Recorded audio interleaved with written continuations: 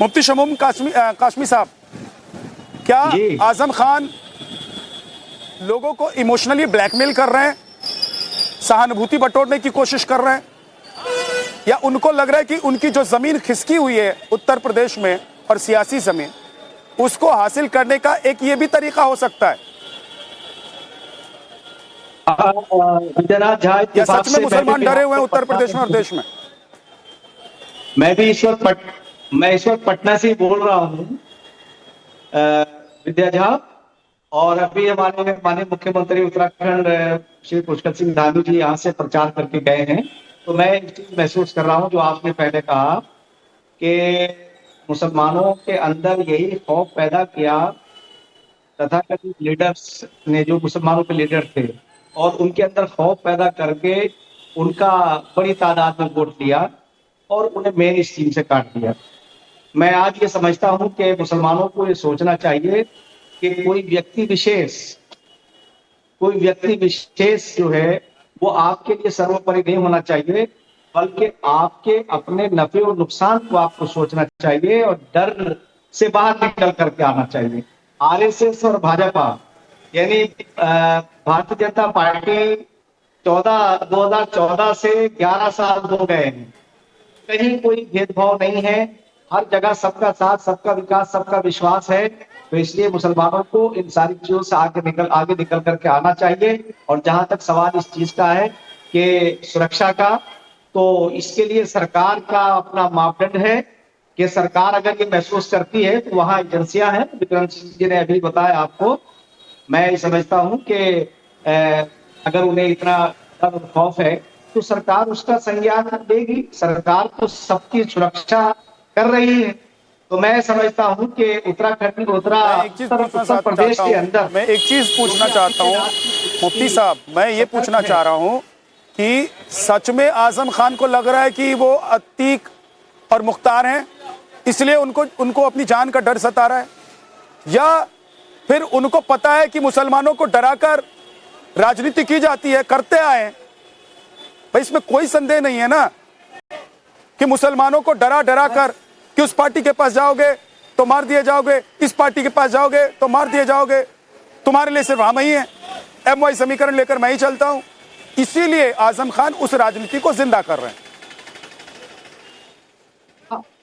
बिल्कुल आप विद्यानाथ झा, बिल्कुल ये आपकी इसमें सच्चाई है। तो आपने सेकंड बात कही कि मुसलमानों को डरा के उन्हें वोट बैंक बनाने का ही प्रयास है, और ये 60 साल कांग्रेस ने ये काम किया, और ये जो तथाकथित सेकुलर हैं, समाजवादी हो या अन्य दल हो, तो उनके मीडिएटरों की तरह मुस्लिम लीडरों ने काम किया है, जबकि इन्हें ऐसा नहीं करना चाहिए। भाजपा, भारतीय जनता पार्टी जब से आई है, पूरा देश दंगा मुक्त है, मुक्त है, और किसी के साथ कोई ज्यादती नहीं हो रही है। तो आजम खान साहब हो या अन्य लोग हों, उन्हें घबराना नहीं चाहिए।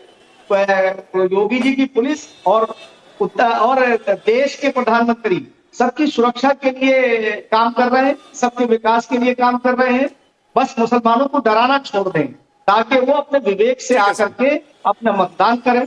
तो मैं आज बिहार की धरती से, पटना से मैं देख रहा हूँ कि किस तरह। ठीक है मुफ्ती साहब, मैं लौट कर आऊंगा आपके पास। एक बार दूसरे मेहमानों के पास भी चला जाता हूं। सर संदीप त्रिपाठी जी, ये सहानुभूति बटोरने की कोशिश है, डर लग रहा है, सच में उत्तर प्रदेश में डर का माहौल है, या आजम खान को सच में लग रहा है कि मुख्तार अंसारी और अतीक अहमद में कोई फर्क नहीं है, उनमें और इन दोनों में? तीन बातें सर। पहली चीज तो अभी एक बहुत ही आपत्तिजनक बात कही गई भारतीय जनता पार्टी की तरफ से, जो अखिलेश यादव जी को कहा गया कि हलाला के हिंदू हैं। तो मैं अभी कासमी जी को अगर ये कहूं कि वो क्या झटका वाले मुस्लिम है क्या, कैसा लगेगा? या अनिला क्या झटका वाली हिंदू है क्या, कैसा लगेगा? इस तरीके की अभद्र टिप्पणी और नफरत ये दर्शाती है कि किस तरीके से नफरत भरी जाती है। जो नफरत भरी जाती है सर, तो पुलिस कस्टडी में एक व्यक्ति की हत्या हो जाती है, पुलिस कस्टडी में। ये सर कानून का अच्छा है या खराब है, ये प्रदर्शित करता है। अभी आपने कहा कि आप पत्रकार है, घूम में आप यूपी भी जाते हैं, आपको तो डर नहीं लगता। सर आपको डर लगे या ना लगे, लेकिन मैं उदाहरण दे देता हूं इसी वर्ष का। फरवरी में 2025 बहराइच में नितिन यादव की हत्या हो जाती है, वो अवैध खनन का रिपोर्टिंग करता है, उसकी हत्या हो जाती है। अप्रैल में मिर्जापुर में मनीष सिंह की हत्या हो जाती है। सर पंचायत में वो जो है ठेके का विरोध करता है, जो घोटाला हुआ रहता है, उसकी रिपोर्टिंग करता है, उसकी हत्या हो जाती है सर। विपिन श्रीवास्तव हरदोई में पुलिस भ्रष्टाचार का एक्सपोज करता है, उसकी हत्या हो जाती है सर। बलरामपुर में रवि त्रिपाठी की हत्या हो जाती है, भाजपा नेता से विवाद होता है सर। शैलेंद्र कुमार अभी सर रिसेंटली अक्टूबर में प्रयागराज में हत्या हो जाती है क्योंकि वो आपराधिक गिरोहों की रिपोर्टिंग कर देता है सर। सर पत्रकार की बात कर रहे हैं, 10 पत्रकार का तो नाम हमने इस वर्ष का गिना दिया सर। अब आपको डर नहीं लगता इसलिए कि आप इस तरीके की रिपोर्टिंग नहीं करते सर। हो सकता है इस वजह से आपको डर ना लगता हो, लेकिन जब अपराध के खिलाफ, सरकार के खिलाफ, सरकार के घोटालों के मुझे खिलाफ डर इसलिए नहीं लगता, एक सेकंड संदीप त्रिपाठी, हो जाती है उसके। आपकी दिक्कत यही है कि आप घूम फिर कर एंकर पर ही आते हैं। अब रुक जाइए, आपकी बात मैं सुन रहा था। पहली बात तो ये कि मैंने जो कहा उसको आपने काट छाट कर अपने हिसाब से इस्तेमाल किया है इस डिबेट में, उसको ठीक। बच्चे, बड़े, पुरुष सभी लोग ये कहते हैं, मानते हैं कि योगी के आने के बाद अपराध कम हुआ है। बिहार में घूम रहा हूं, लोग कह रहे हैं हमको योगी जैसा मुख्यमंत्री चाहिए। सब डरता वो है जो दूसरों को डराता है।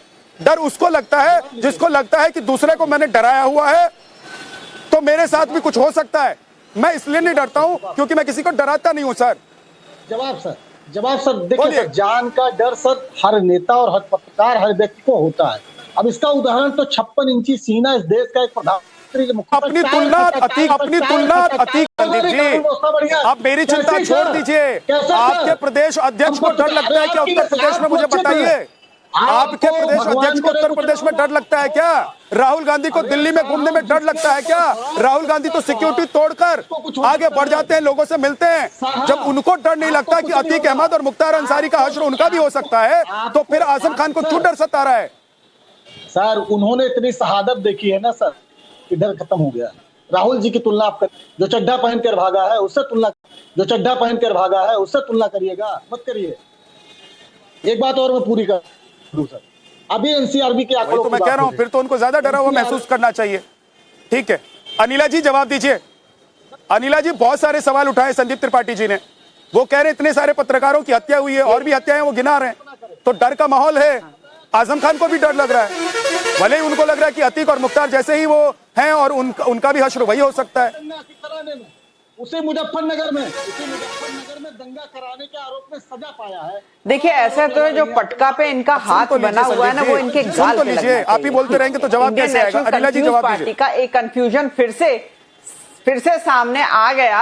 इन्होंने कहा कि मेरा नाम, इन्होंने बोला कि हलाला अखिलेश यादव। अरे इन्होंने बोला कि हलाला अखिलेश यादव। अरे मूर्ख इंसान, हलाल और हलाला में फर्क होता है। जब जानकारी नहीं होती है ना तो मुंह मत खोला करो। मेरे नेता जो हैं वो आरएसएस बैकग्राउंड से आते हैं और मुझे इस बात का गर्व है। और आपके नेता जो हैं शब्दों की मर्यादा का थोड़ा ध्यान रखें सब लोग प्लीज। उनको भी कुछ नहीं पता अच्छा नहीं लगता, आप लोग इतने वरिष्ठ प्रवक्ता हैं, आप लोग हर टीवी चैनल पर बैठते हैं, पैनल में बैठते हैं, आप लोग इस तरह की भाषा का इस्तेमाल ना करें प्लीज।